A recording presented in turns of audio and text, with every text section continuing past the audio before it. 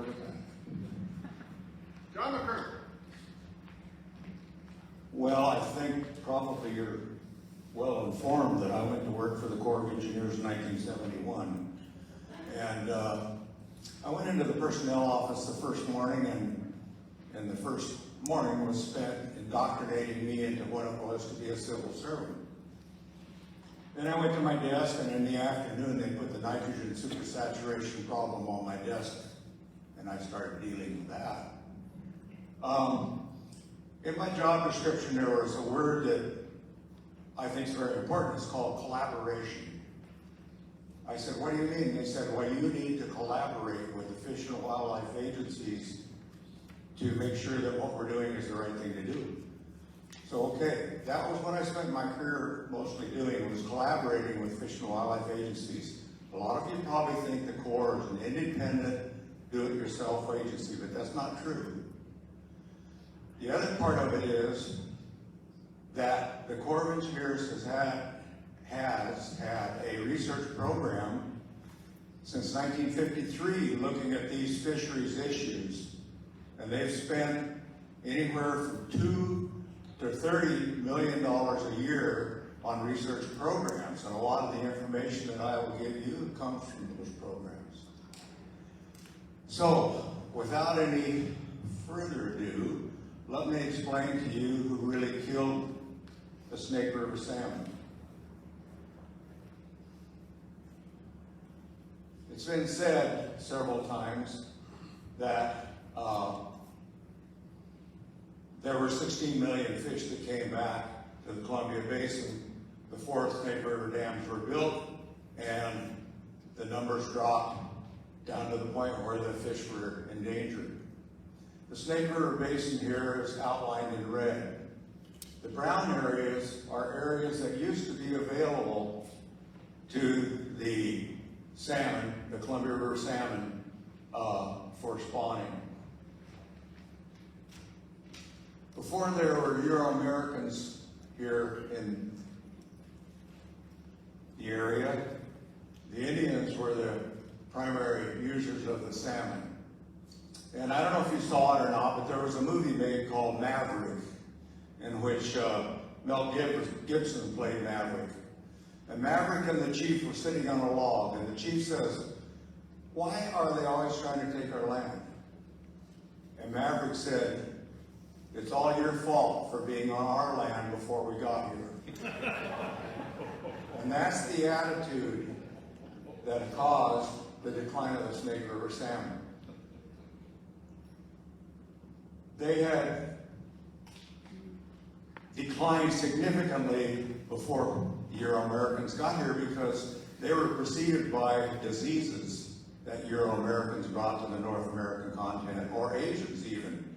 Some of them came from Japanese sailors that were shipwrecked on the U.S. shore, or not U.S., the American shore.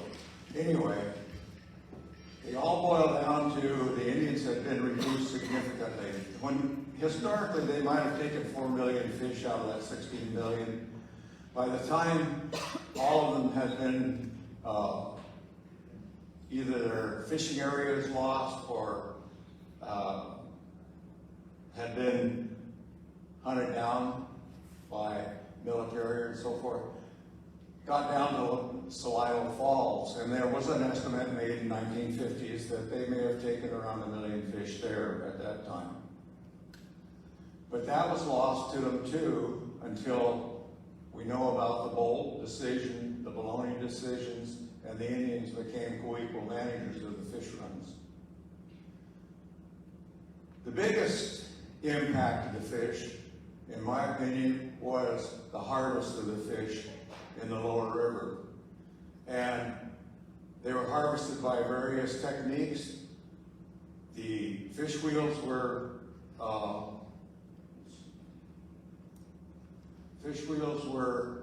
very effective, taking tens of thousands of fish per day. Gill netters were very effective. Beach seining in shallow areas, they used horses and just seined the fish out. Traps down at Baker Bay by El Waco, where they had nets stretched across, and the fish were herded into traps.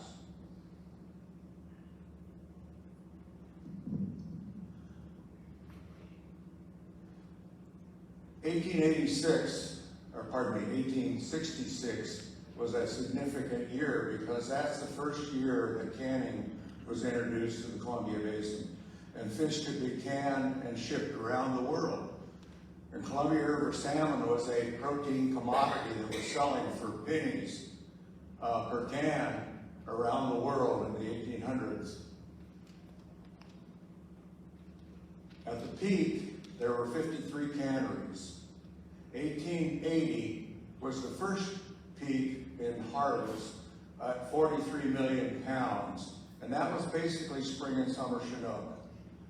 That was exceeded in 1910 by 46 million pounds, which included spring, summer, fall Chinooks, steelhead, coho, sockeye. So they were harvesting all of the various species, like I said, canning them, shipping them around the world. At the beginning, the Columbia River salmon, especially the Chinook, were much larger than what you see now. And over the years, they were harvested by various net sizes. Oh, one thing I forgot to mention was that in the 1930s, there was a lawsuit that established what type of commercial fishing would be allowed in Columbia. And the seiners, the fish wheels, and the trap men lost, and it came down to the gillnetters, who were the commercial fishermen after the mid-1930s. These fish probably came from the upper Columbia, might have been some of those June hogs that came down from Canada.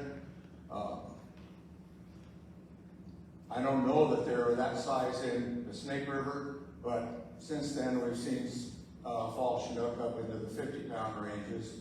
Nothing like this again.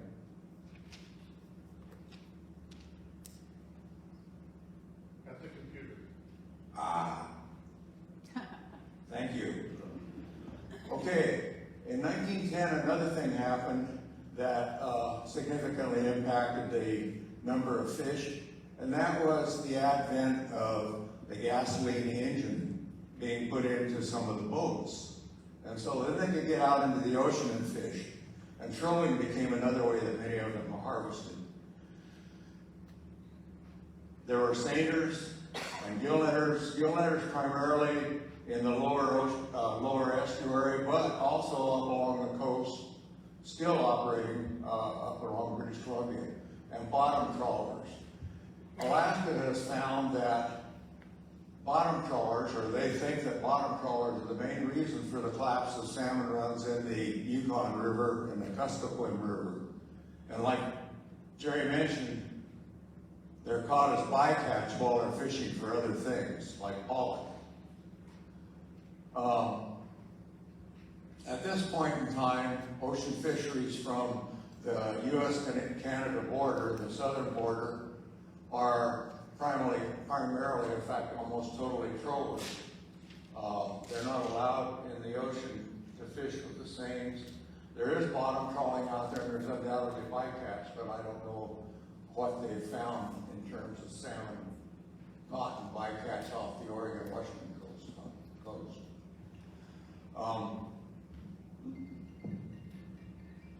Weedy had a hangnail. Thanks to the Snake River Fish and Wildlife Compensation Plan,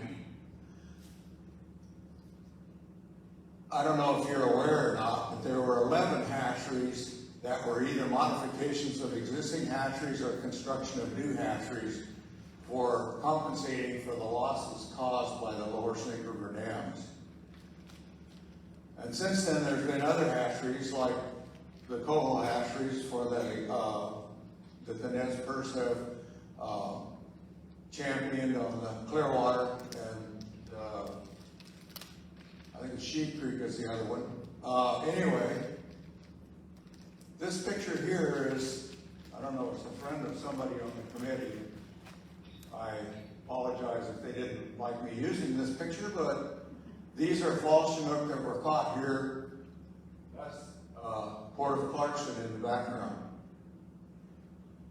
And those are fall Chinook. So they had not only big fall Chinook, but they could catch, I think, 2 adults and up to 6 Chinook, of which 4 had to be jacks. And a jack is a 1-year ocean fish, typically under 22 inches in length. Okay, some of the other causes, we've talked about the fishing and so forth. This, I think, is another very significant one. In 1860s, they discovered gold in the Wea Prairie, not too far up the Clearwater River from here. And that caused a gold rush, somewhat smaller than the one in California, but still a very significant gold rush. And over the years, these are the mines that had been developed in Idaho. And even a miner like this would be disrupting spawning habitat in order to pan for gold. But from the late 1800s through the mid-1900s, they used more and more destructive methods, turning streams and valley floors into rubble heaps and toxic waste areas. In the upper left-hand corner is the gold dredge at Sumter, Oregon, and below that is the Powder River Valley, and you can see that, you can see that it was nothing but mounds of gravel, and there'd be pools of toxic water in between those. In the upper right-hand corner is a similar dredge in the Yankee Fork of the Salmon River. Now, both of those have been turned into historic monuments.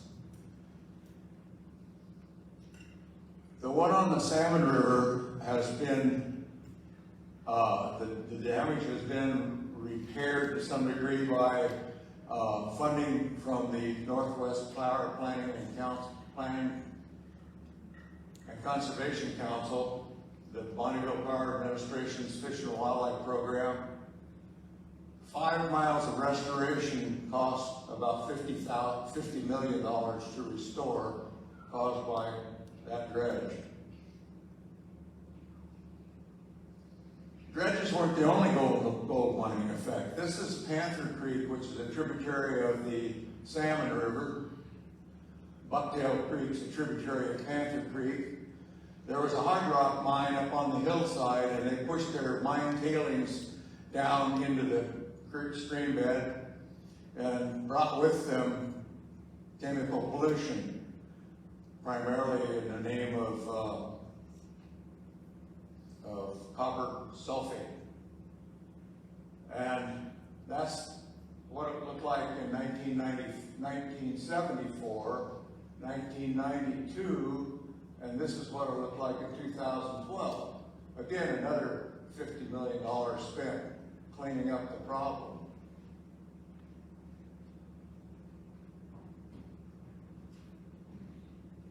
Okay, road and railroad construction has been a significant impact. A lot of it related to logging, and not only roads and railroads related to logging, but clear cutting, taking away the timber and allowing erosion that fills streams full of silt. And I don't know if you've noticed or not, but when you drive up the Clearwater, or almost any river, you'll find that the roads or railroads follow the river pretty closely. And that's because that's where the gradient is small enough for building those things. But I don't know what you think, but I never thought that the riprap was a good replacement for the existing natural habitat. Back in the 1980s, Idaho Fish and Game conducted a study and found that riprapping, and this was related to dikes for protecting from flood damage. Riprap was 80% less efficient as a fish habitat than the natural shoreline. Another big issue has been the way the roads were constructed over creeks, and many miles of roads constructed with culverts that were impassable to salmon and steelhead. If you read, well, let me go to the next slide. At the computer. Gotta have the right button too. One of the other aspects of logging, and this took place from down on the coast all the way upstream, was the use of splash dams, where they build a dam across the river, fall the timber into the river, and then either blow out or pull out the dam and take those logs downriver through log drives. I don't know if many of you were around in the 1970s when they had the last log drive from down the Clearwater River. When you do that, well, number one, the splash dams, fish don't get upstream of them to spawn. And number two, when that comes out, it washes out juveniles and reds and downstream as they move the logs downstream.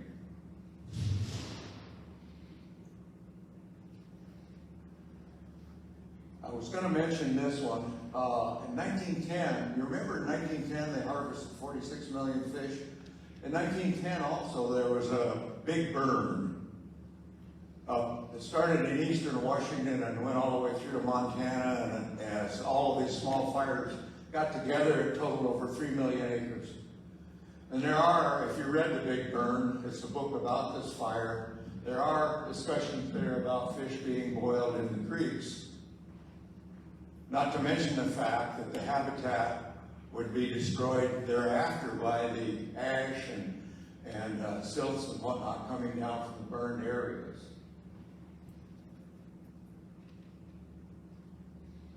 Okay, irrigation was mentioned, 1,000-acre, I think it was 100 Circles Farm down on Ice Harbor. This is the only irrigation that comes from the Lower Snake River project. It's somewhere between 75 and 100,000 acres that are pumped out of Ice Harbor Reservoir. The red circles are areas that are managed for wildlife mitigation, where irrigation is used to restore habitat like it is down here across from Chief Timothy Island. Okay, now Shoshone Falls was the upper limit of salmon migration in the Snake River, and fall Chinook spawned in the main river all the way up to Shoshone Falls. Here's a list of the main stem dams on the Snake River from Shoshone Falls down to the mouth. The ones in yellow up here were all built for irrigation, and there's a 1960s vintage video of the salmon that were killed there. Remember I said that fall Chinook spawned all the way up to Shoshone Falls? And analyzing where the fish went for the Endangered Species Act, they found that over 85% of the fall Chinook spawned above the Hell's Canyon complex. 65% of spring summer Chinook and steelhead spawned above the Hell's Canyon complex. You remember the brown areas on that map that were blocked by dams. Okay, the years in red indicate none of these dams that didn't have fish passage. So we go then to Lower Granite Dam, and these are listed by distance going down from upstream, downstream. Lower Granite 75 through Ice Harbor 62 all have fish passage. And I'll be talking about that later on today.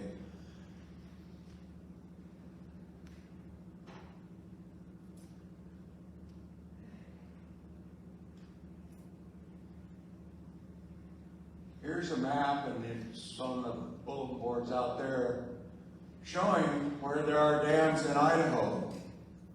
The vast majority of them are irrigation dams. And here's a list of them over here. And again, the years in red indicate all those dams that were constructed without fish passage.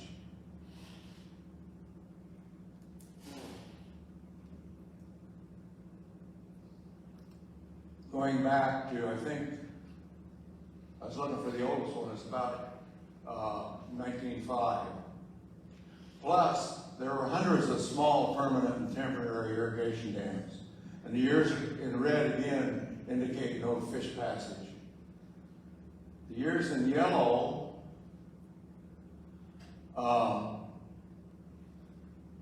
Sunbeam Dam. Well, let me talk about the Oregon Fish Commission Dam on the Walla River. It was put in 1898 for the express purpose by the Oregon Fish Commission to take eggs from the salmon, fertilize the eggs, take them downstream to Bonneville, the location of Bonneville Dam, and put the fry in the river. And basically what they did was just feed all the fry to predators. That dam was taken out in 1934, and the fish commissioner said, oh, lo and behold, now we'll have salmon back in the Walla River. It only takes about 4 or 5 or 6 years to make a run extinct. So there were no salmon to return. Walla Lake still had kokanee in it, and still does. Some kokanee in Walla Lake get bigger than ocean pot sockeye, 10 pounds. Okay, our Sunbeam Dam I'm going to talk more about. Lewiston Dam was in from 1917 to 1973. It had fish passage, that's why it's in yellow, but it was not effective for fall chinook or steelhead. And some spring summer chinook got over it. U.S.A.C.E. hatchery was built to mitigate for the chinook. It was a chinook hatchery built to mitigate for the Lewiston Dam built by the U.S. Fish and Wildlife Service. Grangeville Dam was there from 1910 to 1963, and it was taken out. Dvorak Dam, of course, went in 1972, and Dvorak hatchery was built to mitigate for the loss of the steelhead. The Chinook run was not considered part of the mitigation for Dvorak. The Chinook portion of Dvorak was added later as part of the mitigation for the lower Snake River dams and produced, I think, 1 million juvenile Chinook.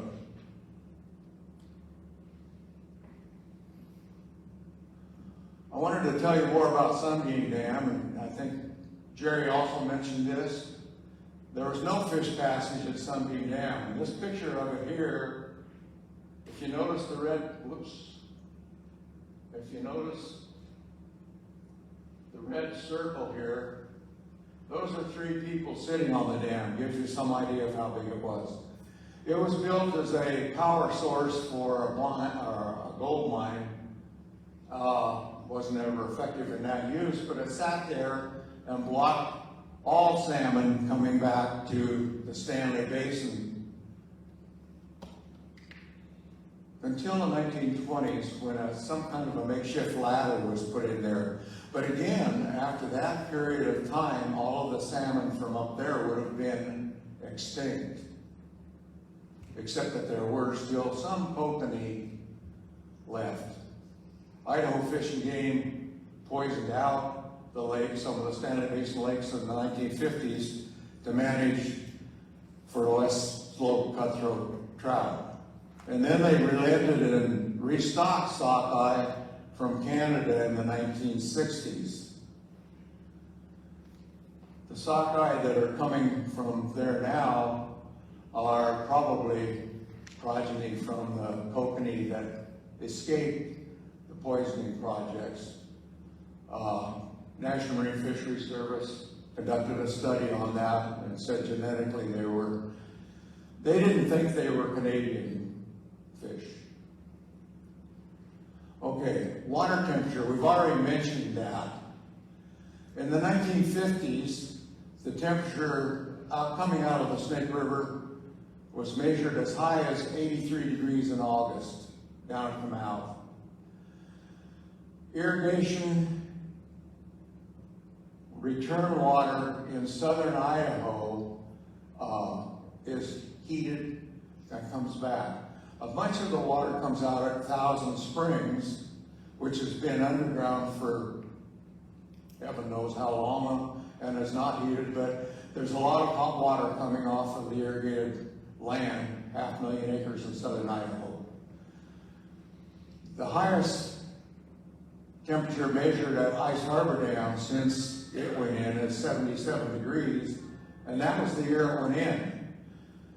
It was mentioned that water from the Clearwater and Hell's Canyon can be 77, 78 degrees, and the Corps of Engineers was sued, I believe, in 1999 for causing gas supersaturation in the lower Snake River dams, increasing the temperature of the water. And I have a deposition that was made in that lawsuit that tracked the hot water from Anatone Gauge and the Clearwater Gauge down to the confluence and showed that the water wasn't being heated in the Lower Granite Reservoir, it was coming in hot to Lower Granite Reservoir. Okay. In the 1990s, then, the fishery agencies suggested using cool water from Dvorak to cool off the lower Snake. And since then, it very, very rarely goes over 70 degrees, with cold water usually in the 50s coming from Dvorak Reservoir. The EPA state standard is 68 degrees Fahrenheit. The flows coming out of Idaho there's no way that they can be fit to that 68 degrees except with the cool water from Dvorak. Fraser River up in British Columbia is comparable to the Columbia River in size and has large salmon runs comparable to the Columbia River in size. The Fraser doesn't have any main stem dams. It does have temperature problems that were at the same time in 2015 that we had the temperature problems in the Columbia River. Deborah shows Columbia River fish. This would be down at Drano Lake. The lower one shows Fraser River fish. And I think it's pretty evident that they had a significant temperature problem in the Fraser River.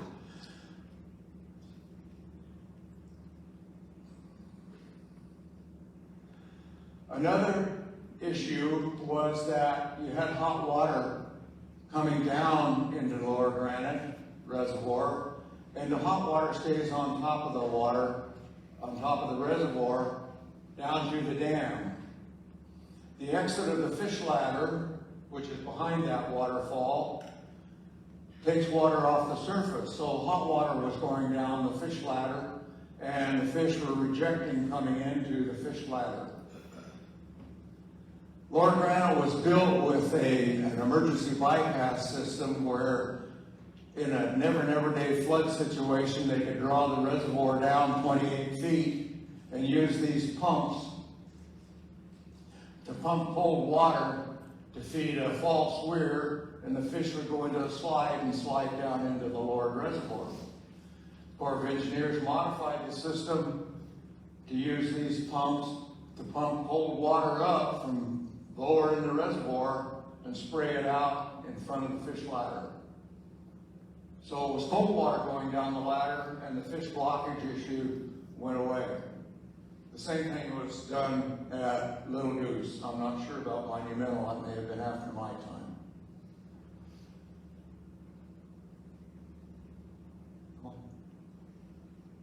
Okay, so, juvenile salmon survival by routes of the dams. I think this is a slide that's out of place. This is in my talk later this afternoon. I'll leave it up long enough for you to look at it. You'll see it again. Okay, adult fish. The ladder spikes, as was mentioned, are very effective. The University of Idaho was contracted with 2000 to 2003 to tag spring summer Chinook at Ice Harbor Dam, put them back in the river below the dam, and track them to radio tracking stations up into the salmon basin. They also tagged steelhead and got almost exactly the same results. And what it parses out to, if you have 99% survival through 4 years, or through 4 projects, 99.2% survival, that parses out to 99.7% survival per project. Now, there are a lot of people that spend more time on those reservoirs than I did, but I think in my 30 years, I saw 2 dead salmon that may have come from passage through the dams, or may have been from fish that were hooked and released during a fishery. Okay, this is a slide I made a long time ago to show you what the impact of fisheries has been on escapement. So here we are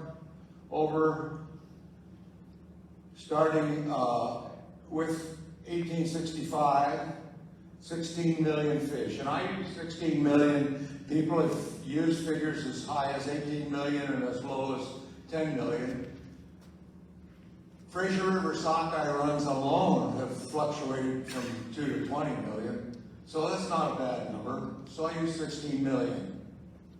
The Indians by 1865 were taking about half of what they might have historically down here. Then came the river commercial fishery. And then 1910 came that motor that allowed them to get out into the ocean and start fishing. Now you can see the ocean fishery is by far the biggest. The river commercial fishery is almost gone. And you can see when the dams went in. And pressing down on this all the time was habitat loss. So the key here is right in here. That's the escapement level. And we'll look at that in another slide, which you've already seen. This is that same slide that Jerry had, based on the exact same numbers. Total salmon, orange is total Chinook, black is total steelhead. Those are when the 4 lower snake dams went in. And you can see that from 1939 up until 2000, there were less than 1 million fish that made it over Bonneville each year. Then in 2001, there was a large Chinook run. And again, 2015, there was a large run. And it's fluctuated up and down. But in 1939, if there were 16 million fish, then there had been a 97% loss of Columbia River salmon. If you go up here to the highest run, 2015, I think that is, 2.4 million is a 14%.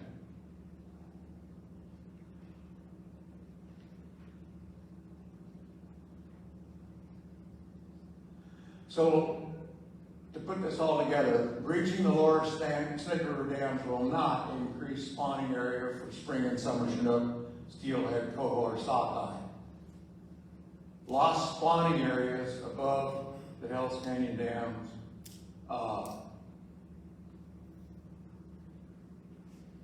is the reason. Increased survival of adults, 99% through the system. Increased survival of juveniles, which is 96% per project through the Lower Snake River dams. Won't be increased by taking them out. It won't decrease water temperature because that hot water is coming out of Idaho, and there won't be any cool water reservoirs. There may still be cool water, and it'll be mixed at Lewis and Clarkson and go downstream. And it won't increase adult returns. Jerry mentioned smolt to adult returns. And there's going to be more talk about that, but smolts go out, adults come back. The percentage is the smolt to adult return. But if you have adults coming back and half of them are harvested, then the smolt to adult return rate will be only half of what it would be if none of them had been harvested. Smolt adult returns are controlled by harvest managers. They're not controlled by the dams, but the people who want to breach the dams use smolt to adult returns as the reason to take them out.